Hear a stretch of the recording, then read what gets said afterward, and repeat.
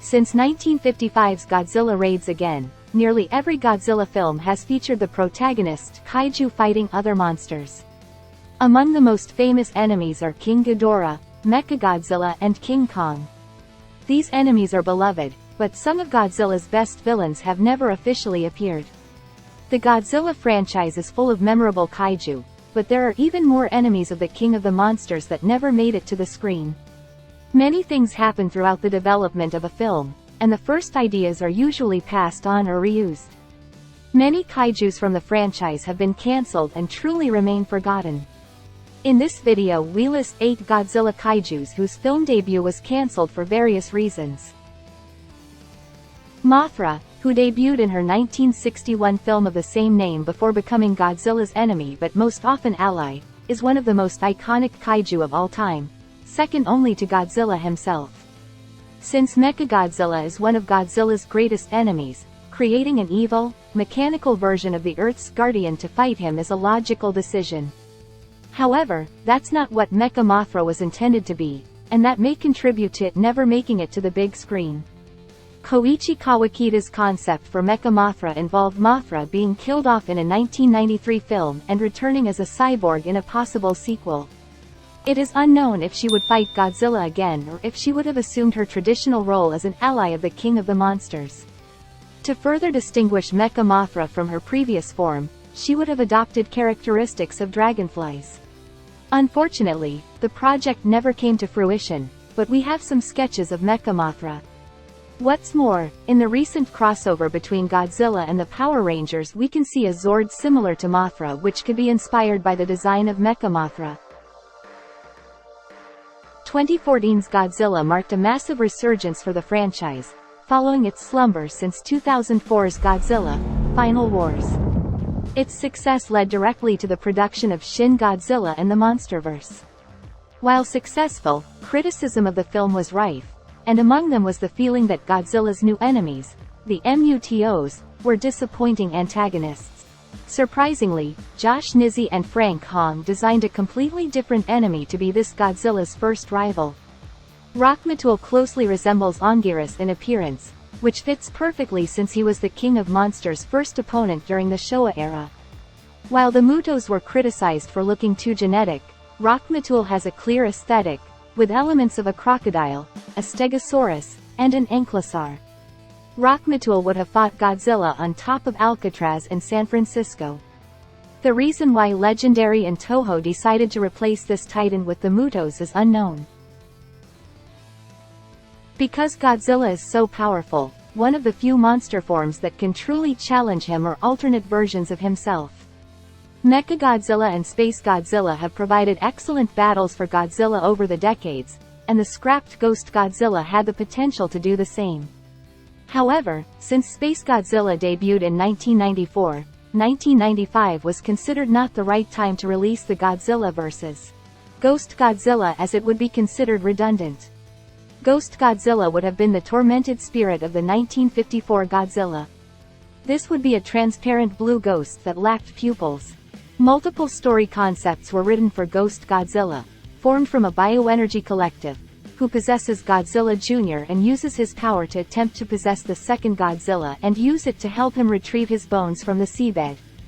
A real shame, because I must say that this is the project that catches my attention the most on this list.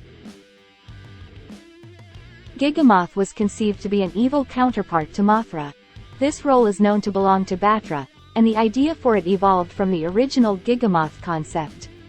However, based on design alone, Toho may have made the wrong choice, as Gigamoth is visually much cooler than his canonical counterpart.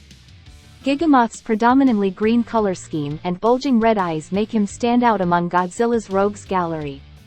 A detailed story concept was written for Gigamoth, in which he is a mutated twin of Mothra, whose radiation attracted Godzilla to him and who would have been controlled by a woman named Mana for nefarious purposes. Godzilla vs. Mothra is an outstanding film, but Godzilla vs. Gigamoth could have been just as memorable. Godzilla vs. Destoroyah is the grand finale of the Heisei era and is often cited as one of the best films in the franchise. Destoroyah has one of the coolest designs and concepts in franchise history, and few fans would complain if he were to serve as Godzilla's final opponent again, this time in the Monsterverse. However, before Destoroyah, Toho considered several kaijus to be Godzilla's latest rival. As we mentioned earlier, one of the options was Ghost Godzilla, but another kaiju that was considered was Berserker, for which not much concept art exists. Berserker would have had multiple heads, the main one resembling that of a whale, and each of the other heads having the appearance of another creature. And its limbs would have been similar to those of insects. This is representative of Berserker being a constantly evolving kaiju, taking on the characteristics of other beasts, including Godzilla. Like Destoroyah, Berserker would have faced Godzilla Jr. before fighting the king of the monsters. During the Showa era, a very different concept of Mecha King Ghidorah was proposed that unfortunately never happened. Since his debut in 1964's Ghidorah, the three-headed monster, King Ghidorah has been Godzilla's greatest enemy. While the Heisei era would explore this concept to some extent with its Mecha King Ghidorah, franchise icon Yuji Kaida had a very different idea for Mecha Ghidorah during the Showa era. In the Heisei series, Mecha King Ghidorah is nothing more than the standard King Ghidorah with mechanical upgrades. Kaida's concept for Mecha Ghidorah was more inspired by Mechagodzilla, being a completely artificial incarnation of the three-headed dragon. The multicolored eyes on each of his faces stand out and, by design, he would have been one of the most powerful kaiju of all time. Although the concept of Mecha Ghidorah never came to fruition, at least we have some concept art that allows us to see what this character would have been like. In 1993, a film called Godzilla vs. Berserker was planned to be released, which was an evolution of Mechagodzilla conceived by Yutaka Izubuchi.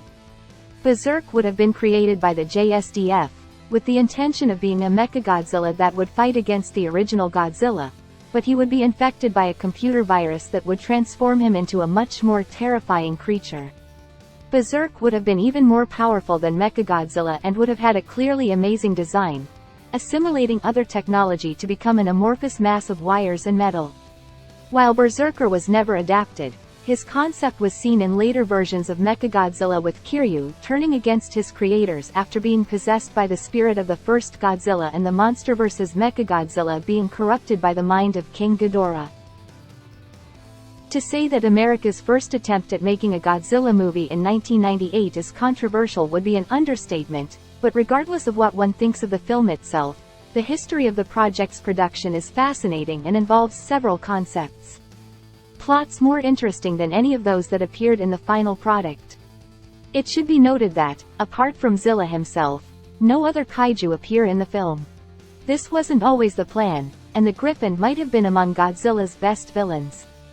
The Griffin was conceived because adapting Mothra or King Ghidorah would have been very expensive for TriStar, because they would have had to buy the rights to both characters from Toho.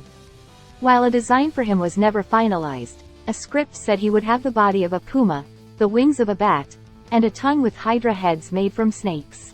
This design, and evolved versions of it, sound like they would have allowed the Griffin to have an aesthetic similar to that of a Godzilla villain, and its status as a weapon designed to wipe out the population of entire planets would have given it great justification for being a rival to the King of the Monsters and an exciting climax.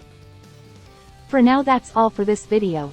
Below you can see the link to a video where we mention 7 little-known Godzilla kaijus, including some that were also planned to appear in the cinema, but were ultimately discarded. Tell us what other discarded kaiju you know and which of those mentioned here you would like to see in a future film.